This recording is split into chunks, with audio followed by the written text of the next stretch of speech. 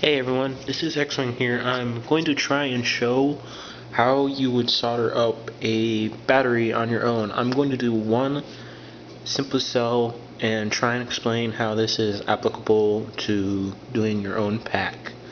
What I have here is a rechargeable CR123 and it's made by A&W. I've got it off the Candle Power forums there.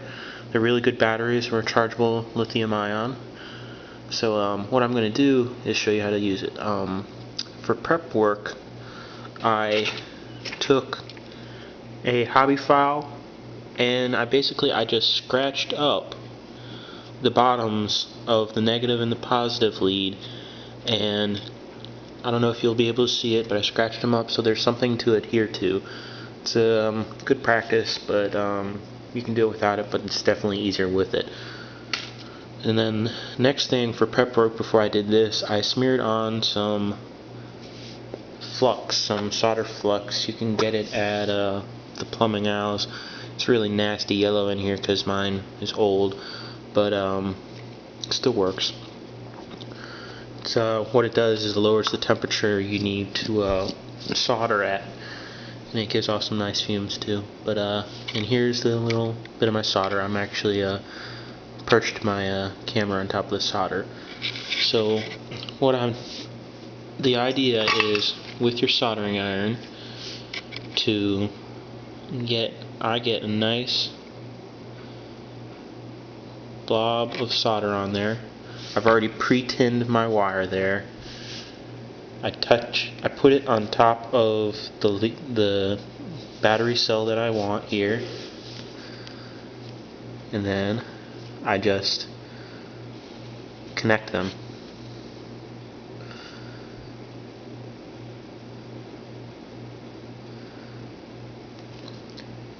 Now, hopefully, that's all you need to do. Actually, it didn't connect very well. Let's see if I can do this again.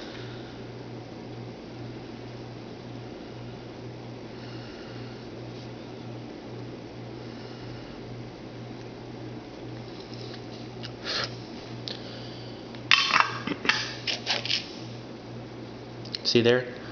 I'm trying to pull it off and I can't. That's when you know you've got a good solder point. Just always check that I made sure by pulling it that it's attached. And that's what scraping it will do. It'll give something to adhere to. But there you go. That's one good connection.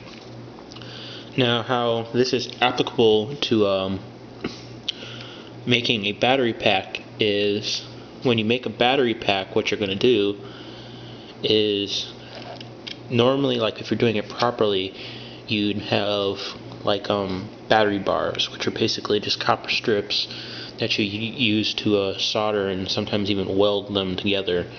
But most people don't have that kind of equipment, and it's pretty easy to do by yourself.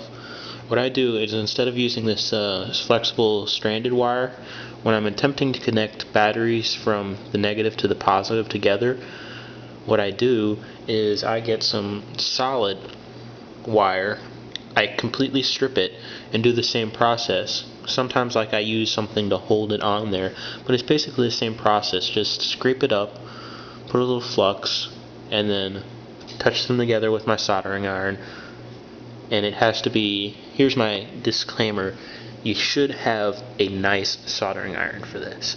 If you have a crappy one and it has low heat, this is going to be the biggest pain, and you're going to risk screwing up your batteries. You shouldn't have your soldering iron in contact with it more than a few seconds. If you start doing that, you're going to heat the battery up, and it can start leading to bad things. So that's my disclaimer. Use this cautiously. Have a good iron. I'll give, just so that you know, I'll show you a picture of my iron. This is my soldering iron, and it's connected to a station up here. Hopefully you can see it's I got it from mpja.com. It's a analog soldering iron, and I usually use the temperature of 700. It goes all the way up to 900, but that's just what it's like. So Hopefully from this you've learned some basics on how to solder together a battery pack using this one connection as an example. So now I'm going to turn it off and I'm going to finish up the other side for myself. Hope you enjoyed this.